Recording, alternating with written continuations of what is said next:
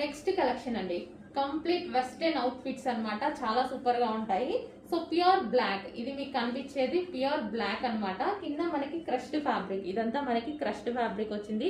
Yoke part వచ్చేసి simple గా stylish చేశారనమాట. ఇక్కడ వచ్చేసి మనకి ఈ విధంగా బెల్ట్ స్టైల్లో అటాచ్డ్ అయినది వస్తుంది. హ్యాండ్స్ వచ్చేసి ఈ విధంగా ఉన్నాయండి, 3/4 హ్యాండ్స్ వచ్చాయి.